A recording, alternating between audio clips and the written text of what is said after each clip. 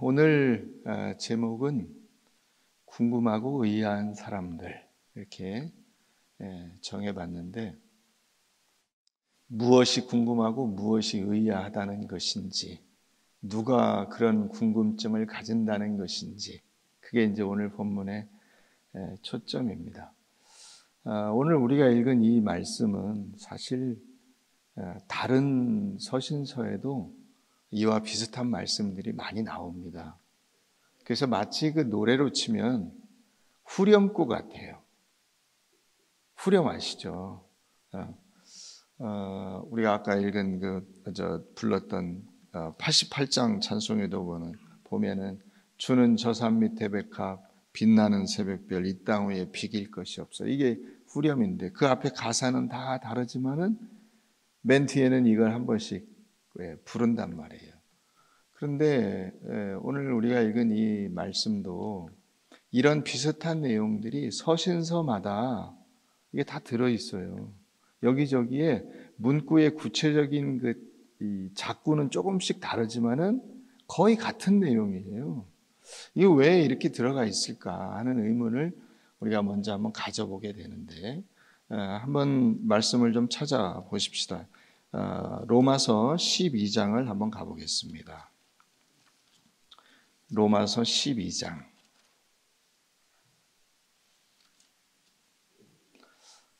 로마서 12장은 신약 257페이지 9절 말씀부터 한번 보겠습니다. 로마서 12장 9절 말씀.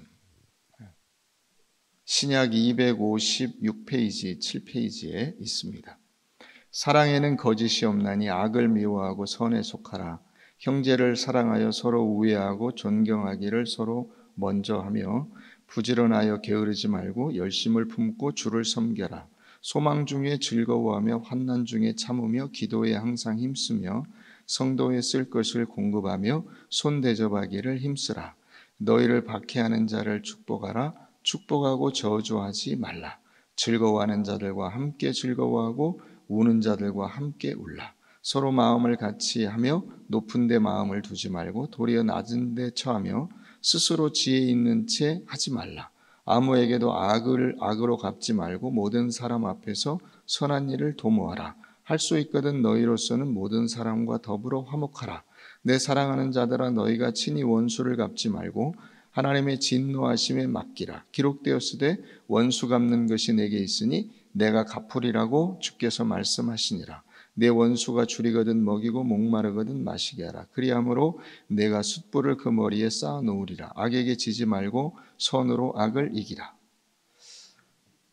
내용은 우리 그 본문 말씀과 거의 비슷해요. 그럼 이게 왜 이렇게 나오냐는 거죠. 이게 단순한 윤리와 도덕의 말씀이 아니에요. 우리는 그렇게 읽는 경우가 많습니다. 그러니까 너희 그냥 착하게 살아라로만 받아들이는 거예요. 근데 이 착하게 살아야 될 근거가 그 앞에 나와 있어요. 1절 한번 가서 보세요. 1절. 1절 보면 맨 첫 단어가 뭐예요? 첫 단어 1절. 12장 1절. 그러므로죠. 그러므로. 이 그러므로는 로마서 1장부터 11장까지를 요약한 거예요. 1장부터 11장에 어떤 내용이 나오냐면 하나님께서 여러분들을 사랑하셔서 여러분들을 구원하시기로 작정하시고 예수 그리스도를 내어주셔서 예수 그리스도께서 십자가에 달려 죽으심으로 우리의 모든 죄값을 치르시고 우리의 죄 문제를 해결하시고 부활하셔서 우리에게 영원한 생명을 확실하게 약속해 주신 겁니다. 아멘. 그러므로입니다. 그러니까 이제 그 생명을 이어받은 우리가 어떻게 살아야 되냐. 그 생명을 이어받은 우리들이 형제를 사랑하고 우애하고 존경하고 서로 먼저 하고. 우리가 하나님의 자녀로서 살아가는 그 삶의 근거는 단순히 윤리 도덕을 지켜서 깨끗한 사람이다, 정직한 사람이다를 자랑하는 데 있지 않은 거예요. 세상의 윤리와 도덕은 자기 자랑에 있어요. 나 누구한테 한 번도 욕 얻어먹을 짓을 해본 적이 없는 사람이야. 이게 세상 자랑이에요. 내 누구한테 눈곱만큼이라도 신세진 일이 없는 사람이야.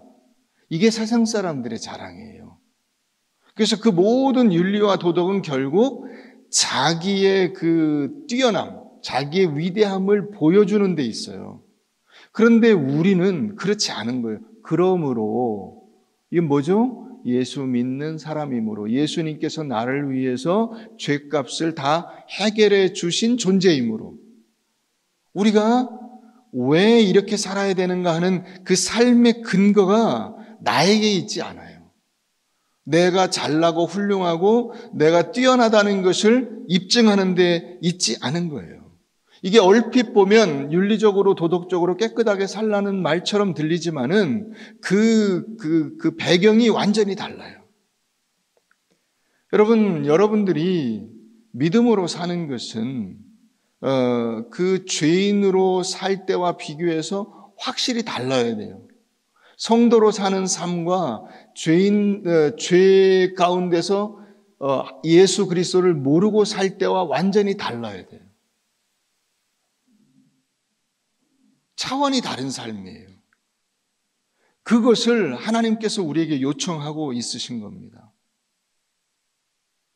윤리적으로 도덕적으로 깨끗한 삶의 근거도 완전히 달라요. 자기 자랑이 아니라 하나님을 드러내고 예수 그리스도를 닮은 삶으로 우리를 초청하고 계신 거예요.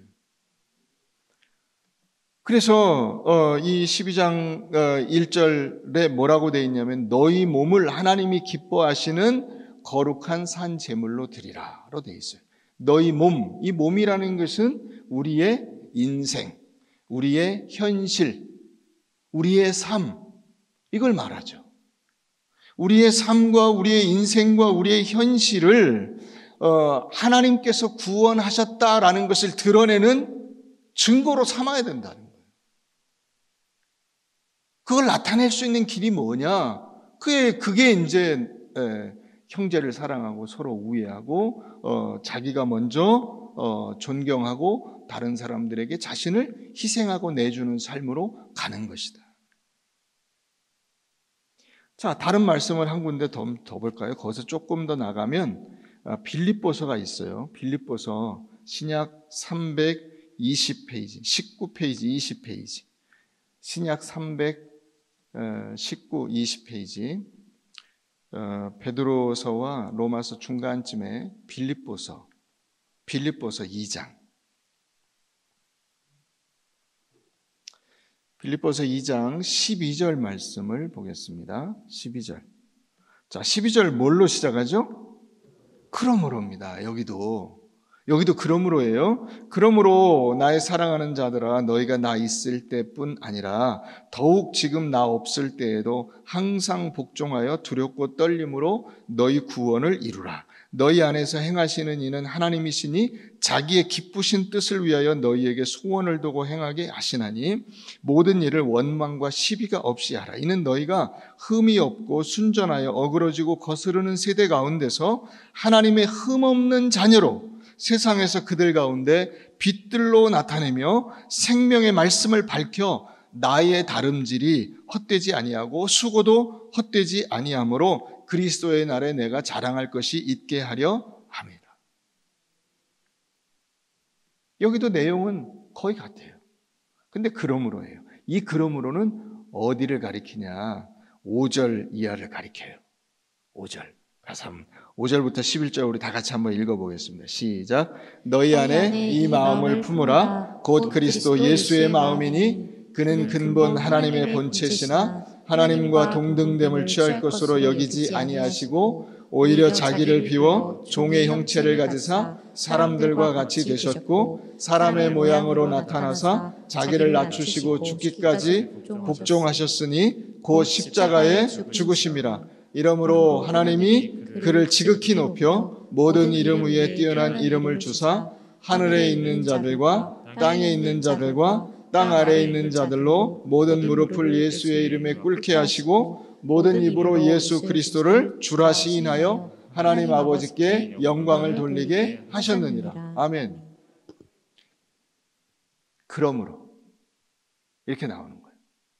예수 그리스도께서 우리를 섬기러 오셔서 당신의 몸을 완전히 내어주시고 우리를 섬겨 죽으시고 부활하셨으므로 너희가 그 삶으로 하나님 앞에 영광을 돌리는 이 예수를 본받아 살아가는 삶이 이거다 하고 말하는 거예요. 그러므로 나의 사랑하는 자들아 너희가 항상 복종하여 두렵고 떨림으로 너희 구원을 이루어 가라. 여러분, 이 섬긴다는 것이 뭐냐? 섬긴다는 것이 섬김이 뭐죠? 제일 쉽게 우리가 생각해 볼 수 있는 섬김의 사례는 식당에 가면 종업원이 하는 거예요. 그게 섬김이에요. 먹을 거 갖다 주고 물 갖다 주고 반찬 갖다 주고 뭐 불편하다 그러면 해주고 에어컨 켜주고 꺼주고 뭐 히터 틀어주고 필요한 모든 것을 공급해 주는 거예요. 그 섬김의 최고 절정, 그게 뭐냐면 우리를 살려내는 거죠. 그건 결국 우리가 다 잘 먹고 잘 살자고 하는 섬김인데 그 섬김의 핵심은 내가 죽지 않도록 나를 위해서 당신의 몸을 바쳐 나를 살려낸 거예요. 그 섬김이 최고봉인 거예요. 그러면 여러분, 세상에서는 이 섬기는 사람을 알아줍니까? 안 알아줍니다. 여러분, 식당 가서 거기 서빙하는 분들 알아줍니까? 안 알아줍니다. 누가 알아줘요? 함부로 대하죠. 그게 세상의 원리예요, 그냥.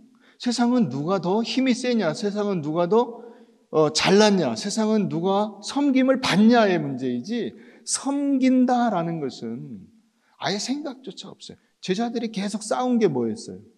누가 더 크냐 하잖아요. 누가 더 크냐.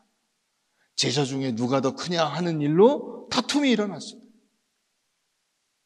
그러니까 그래서 예수님이 너희 중에 큰 자는 섬기는 자가 되어야 된다. 으뜸이 되고자 하면 자신을 낮추어 다른 사람을 섬겨라라고 말씀하시는 이유가 거기 있고 예수님이 그 실천을 보여주신 거예요. 근데 세상은 안 그렇잖아요. 여러분, 지금도 세상에 싸우는 게 다 뭐예요? 누가 더 높으냐잖아요. 법무부 장관이 높아, 검찰총장이 높아. 그거 가지고 싸우는 거 아니에요? 대통령이 높아, 법무부 장관이 높아. 대통령이 높아, 검찰총장이 높아. 그거 가지고 싸우는 거 아니에요? 그런데 신앙은 누가 더 섬기느냐. 우리가 이 하나님께서 우리를 섬기신 이것을 보면 두렵고 떨리는 마음을 가져야 된다는 거예요. 왜냐? 하나님이 이 정도로 굳건하게 우리를 살려내시기로, 우리를 완성하시기로 작정하신 걸 한번 보라는 거예요. 보통 결심이 아니라는 거예요.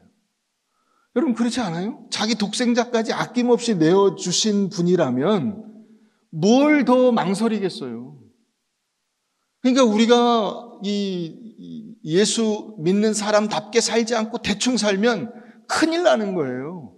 하나님이 우리를 끝까지 쫓아와서 하나님이 원하시는 그 상태에 이르기까지 우리를 끌고 가실 터인데 그걸 생각하면 두렵고 떨림으로 너희 구원을 이루라, 이게 무슨 말인지 아시겠죠?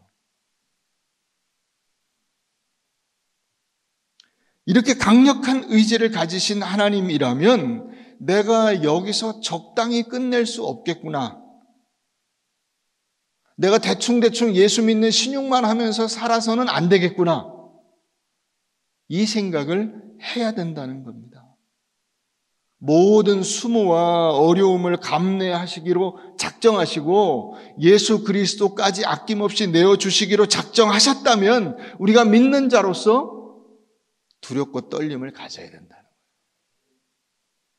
그래서 13절에서 16절 말씀이 나오는 거예요. 너희 안에서 행하시는 이는 누구세요? 하나님이시니 자기의 기쁜 뜻을 위하여 너희에게 소원을 두고 행하게 하시나니, 이제 우리가 일할 때에는 예수 믿는 사람답게 원망과 시비가 없이 하고, 또 그 세상 가운데서 흠이 없는 자녀로 자신을 드러낼 수 있도록 애쓰고 노력해라, 이 얘기예요.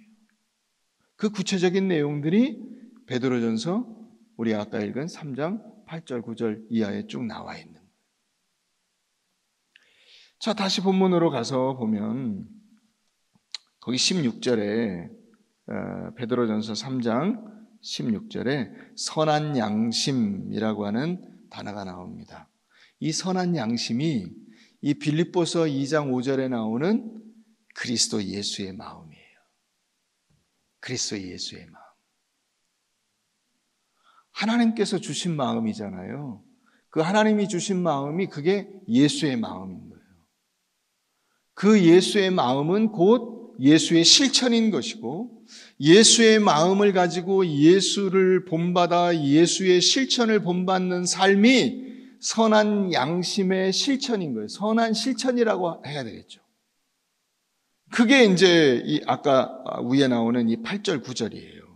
너희가 다 마음을 같이하여 동정하고 형제를 사랑하고 불쌍히 여기고 겸손하고 악을 악으로 욕을 욕으로 갚지 말고 복을 빌어주고 그렇게 해서 선을 행하는, 그 선을 행하는 것 때문에 고난을 받는다 할지라도 그것을 마다하지 않는, 그게 선한 양심, 그리스도 예수의 마음. 자, 오늘 말씀의 핵심은, 그러면 우리가 이렇게 살면 세상이 어떻게 우리에게 반응을 할까요? 우리가 이렇게 선한 양심의 그 요청을 따라서 서로 사랑하고 불쌍히 여기고 겸손하고 악을 악으로 욕을 욕으로 갚지 않고 그 모든 고난을 감수해내면 사람들이 우리에게 궁금해하고 의아해 한다는 거야. 뭐 때문에 그렇게 살아? 뭐 때문에? 왜 그렇게 살아? 힘들지 않아? 이걸 묻는다는 거예요. 자, 15절 말씀 우리 한번 읽어보십시다. 15절 시작. 너희 마음에 그리스도를 주로 삼아 거룩하게 하고 너희 속에 있는 소망에 관한 이유를 묻는 자에게는 대답할 것이 항상 준비하되 온유와 두려움으로 하고, 대답할 것을 항상 준비하되. 우리가 그리스도의 마음으로 살면 세상 사람들이 자기들이 사는 것과 완전히 다르니까 궁금해한다는 거예요. 아, 정말 다르게 사네? 근데 도대체 뭘 바라고 그렇게 사는 거야? 그렇게 살면 뭐가 나와? 돈이 나와? 떡이 나와? 교회 가면 밥 먹여줘? 궁금해한다는 거예요. 이 궁금함을 불러일으키는 삶이 그리스도인다운 삶이어야 되는 거죠. 당신은 어떻게 우리와 완전히 다른 가치관과 삶을 가지고 살게 되셨나요? 당신의 소망은 무엇인가요? 우리가 예수를 믿어야 될 이유가 무엇인가에 대해서 사람들이 물어보고 궁금해한다는 거예요. 그러니까 여러분, 우리가 세상을 산다는 것이 쉬운 일은 아닌 거예요. 이걸 드러내야 되거든요. 이걸 드러내는 일들을 여러분들이 연습하셔요. 자, 이런 궁금증에 관한 사례는 우리가 가까이서 찾아볼 수가 있어요. 우리 사도행전 16장을 한번 가서 보십시다. 사도행전 16장에 가보면 이런 궁금증을 물어본 사례가 나옵니다. 사도행전 16장 신약 216페이지.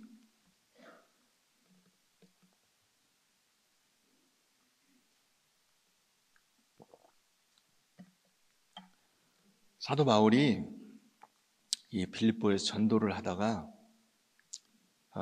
그 귀신 들린 여종을 깨끗하게 해줬는데 이 여종을 통해서 돈을 벌던 사람들이 바울과 실라를 고소해서 감옥에 가두게 된 거예요. 그래서 감옥에 gat혔는데 하나님의 성령께서 역사하셔서 그 밤중에 그들이 바울과 실라가 찬송하는 중에 옥문이 열리고 자기들 이 몸을 얽어맸던 쇠고랑들이 다 풀어졌죠. 그 문이 열려 있으니까 이 간수는 죄수를 놓치면 자기가 대신 죽거든요. 그러니까 목숨 걸고 지키는 거죠.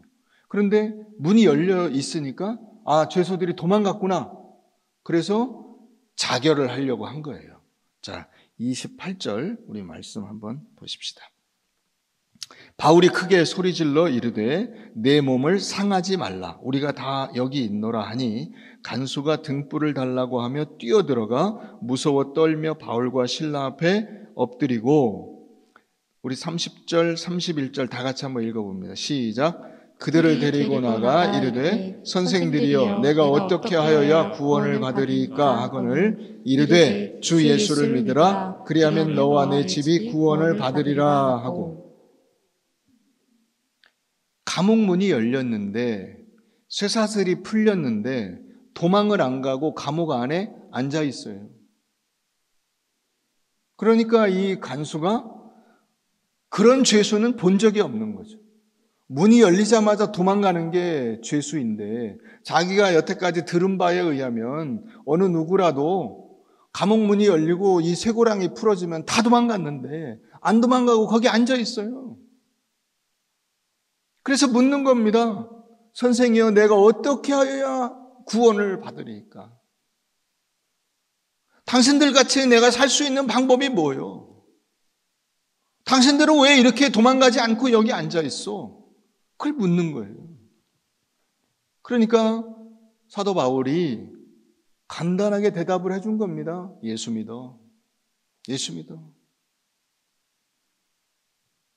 예수가 답이야. 이 얘기를 해준 거예요.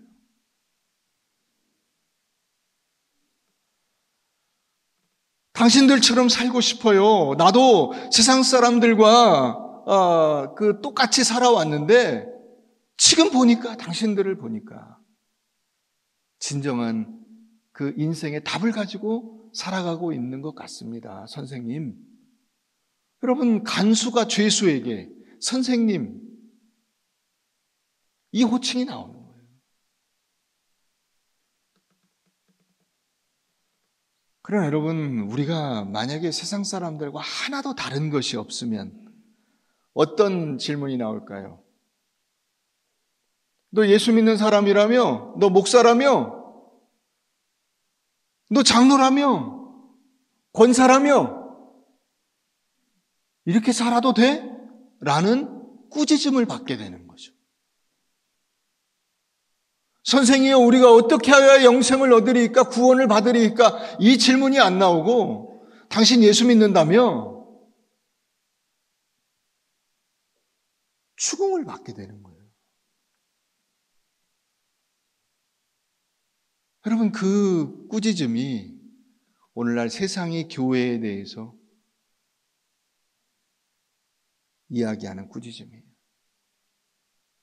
오늘날 교인들이 세상 사람들에게 답해야 되는 꾸짖음이에요. 교회가 도대체 뭐 하는 곳이요? 라고 사람들이 묻는 거잖아요. 그게 궁금해서 묻는 게 아니라 꾸짖으면서 묻는 거예요.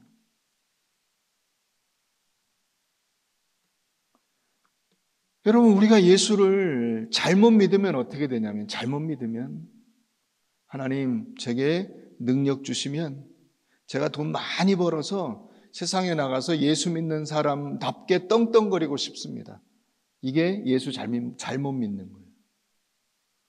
하나님 저를 좀 높여주셔서 제가 높은 자리 좀 올라가면은 사람들한테 제가 예수 믿는 사람답게 목에 좀 힘 좀 주고 싶습니다. 이게 예수 잘못 믿는 거예요. 그러면 사람들이 묻는 거예요. 너 예수 믿는 사람이라며? 너 목사라며?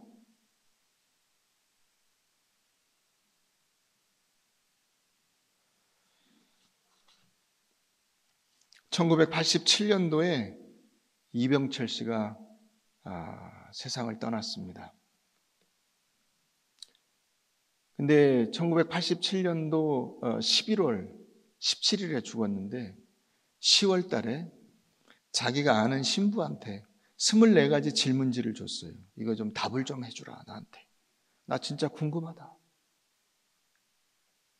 그 이병철 씨의 그 질문들 24가지, 여러분들이 인터넷에 찾아보시면 나옵니다. 제가 몇 가지만 읽어드릴게요. 신의 존재를 어떻게 증명할 수 있냐? 신은 만물의 창조주라는데 무엇으로 증명할 수 있냐? 신이 인간을 사랑했다면 왜 고통과 불행과 죽음이 있는가? 신은 왜 악인을 만들었는가? 히틀러나 스탈린이나 여러 흉악범들은 왜 있는가? 예수는 우리 죄를 대속하기 위해서 죽었다는데 우리 죄가 도대체 뭔가? 왜 우리로 하여금 죄를 짓게 내버려 두는가? 종교의 목적은 모두 착하게 사는 것이라는데 왜 기독교만 제일이고 다른 종교는 이단시하나? 신앙이 없어도 부귀를 누리고 악인 중에도 부귀와 안락을 누리는 사람들이 많은데 그러면 신의 교훈은 도대체 무엇인가? 성경에 부자가 천국에 가는 것을 약대가 바늘구멍에 들어가는 것에 비유했는데 부자는 악인이란 말인가? 이태리 같은 나라는 국민의 99%가 천주교도인데 사회 혼란과 범죄가 왜 그리 많으며 세계의 모범국이 되지 못하는가? 이런 질문이 나오잖아요. 여러분, 근데 이 이병철 씨의 이 질문은 진짜로 궁금한 거예요. 죽음을 눈앞에 두고 자기의 인생의 목적과 그 죽음 이후의 삶에 대해서 궁금한 거예요. 내가 도대체 어떻게 하여야 구원을 받을 수 있습니까? 라고 하는 질문이죠, 이거는. 내 인생의 의미는 도대체 뭐고, 내가 이 땅에 왔다가 다시 원래 있던 대로 돌아간다는 것이 도대체 무슨 의미인가? 이 의미를 묻는 거예요.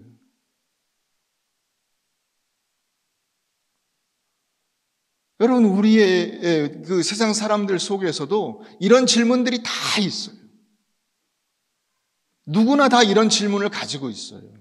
그런데 우리가 하나님의 사람답게 살지 않으면 이 질문이 나오질 않아요. 우리가 하나님의 사람으로서 신실하게 살아가는 그 모습을, 세상 사람들과 다르게 살아가는 모습을 보여주지 않으면 이 질문이 안 나온다고. 입 밖으로 안 나와요. 너나 잘 살아라. 너나 예수 믿어라. 이렇게 되는 거예요. 너나 교회 다녀라. 나는 상관없다. 이렇게 질문을 닫아버려요. 그러나 신실하게 믿음으로 살아가는 사람을 볼 때 이 질문이 나오는 거예요. 도대체 세상을 하나님이 만들었다는데 나를 왜 만든 거요? 이 질문을 해야죠. 이걸 하게 만들어야죠. 그게 여러분들이 가지고 있는 여러분들의 삶의 목적 중에 하나예요. 여러분들 주변에 있는 사람들로 하여금 이 질문을 받아내서 그 질문에 답을 해주는 역할을 여러분들이 하셔야 돼요. 이병철 씨는 주위에 있는 신부에게 이걸 물은 것이고, 여러분 또 다른 이병철들이 세상에 다 흩어져 있잖아요. 그 사람들이 여러분들에게 이걸 묻고 싶은 거예요. 도대체 내가 왜 존재하며 무엇을 위해 살며 내가 죽으면 어디로 가며 하나님께서 내 인생을 지으신 목적이 무엇입니까? 라고 묻고 싶은데 물을 대상이 없어요. 답을 해줄 것 같은 사람이 없는 거예요. 다 나하고 똑같이 살고 다 바보같이 살고 다 어리석게 살고 있는데 저 사람한테 물어봤자 아무 소용이 없겠구나. 그러면 안 물어보는 거죠. 근데 뭔가 답을 가지고 있는 사람 같은 사람이 있을 때 이 질문이 나오는 거예요. 당신은 이렇게 살고 있는데 내가 가지고 있는 이 궁금함에 대한 답이 뭐요? 라고 물어야 되잖아요. 너희 속에 있는 소망에 관한 이유를 묻는 자에게, 당신은 어떤 소망을 가지고 이 세상을 살고 있길래 그렇게 악을 당해도 선으로 갚고 욕을 당해도 좋은 말로 갚고 형제를 사랑하고 동정하고 불쌍히 여기고 겸손하고 손해보고 섬기며 살아가고 있습니까? 당신의 소망의 이유는 무엇입니까? 그 질문이 그때 나오는 거예요. 근데 여러분, 사람이 누울 자리를 보고 다리를 뻗는다고 도무지 답을 해줄 것 같지 않은 사람이 있으면 그 사람한테 물어보겠어요? 그렇지 않겠어요?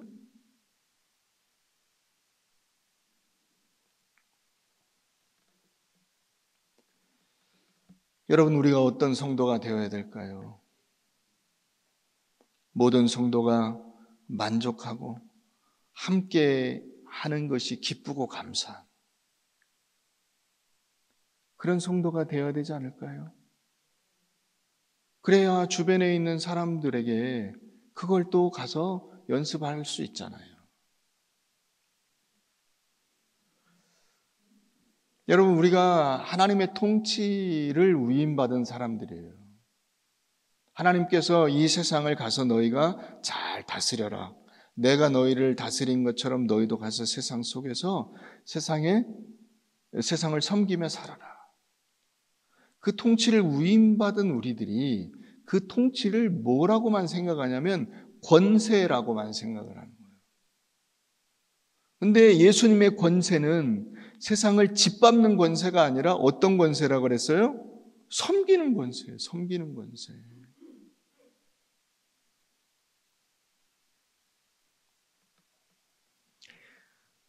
이런 마음들이 우리를 실제적으로도 번성하게 하는 거예요. 어느 이제 김밥집을 하셨던 분이 있는데 그 김밥집을 큰 프랜차이즈로 일군 사장님이 계세요. 이분이 그 사업이 크게 된 비결을 알려줬어요. 비결이 뭐냐면 6평짜리 김밥집에서 시작을 했는데 김밥 한 줄에 1,000원. 근데 자기는 처음부터 감사하는 마음으로 이걸 하자. 일을 하자. 이렇게 생각을 했대요.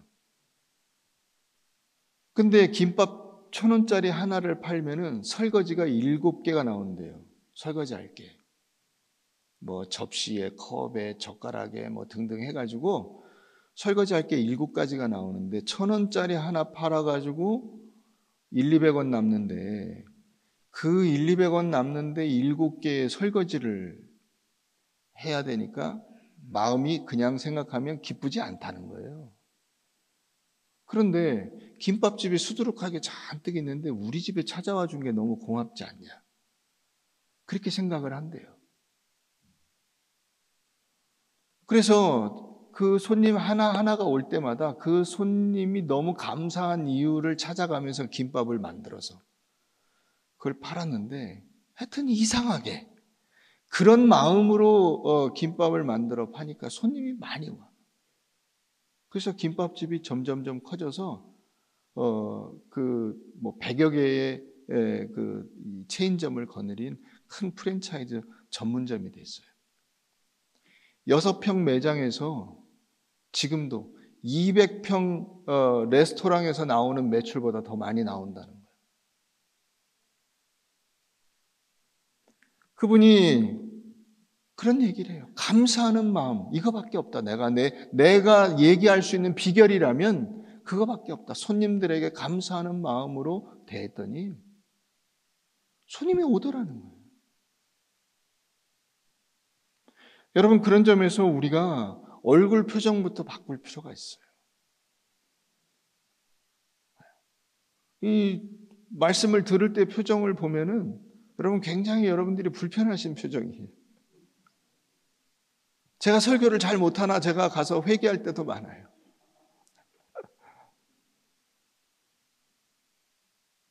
여러분, 교회 오시면 성도들하고 먼저 기쁨의 인사를 좀 나눠야 되지 않아요? 아는 사람이건 모르는 사람이건 상관없이 여러분, 우리 교회 엘리베이터 탄 사람은 우리 교회 다니는 사람일까요? 아닐까요? 다니는 사람이죠. 볼 것도 없죠. 주일날 엘리베이터 탄 사람은 다 우리 교회 교인이에요.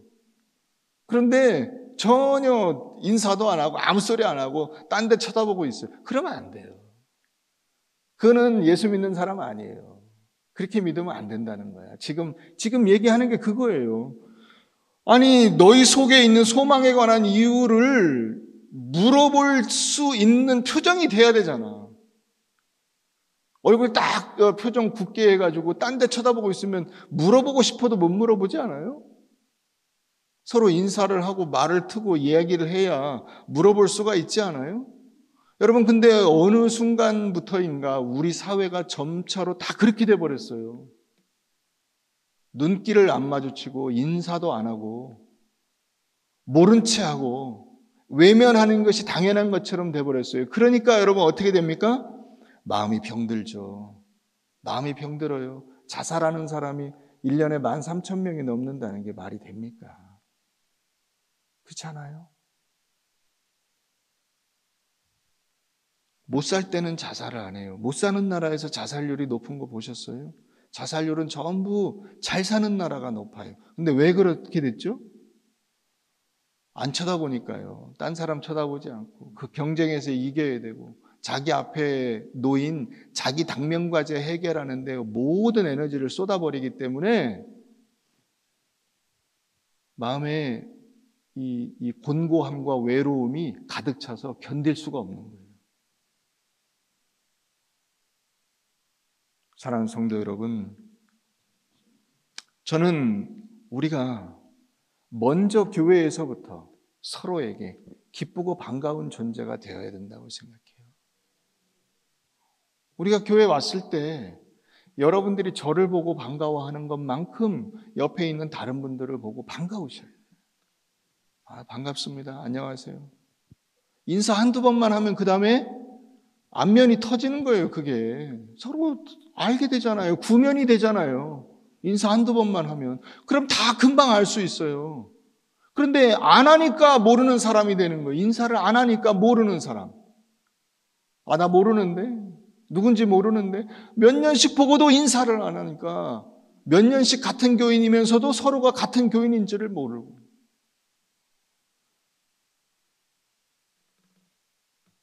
그러니까 여러분, 우리가 믿는 사람끼리도 그렇게 하는데 안 믿는 사람이 우리를 보고 우리 마음에 있는 소망의 이유를 묻겠냐?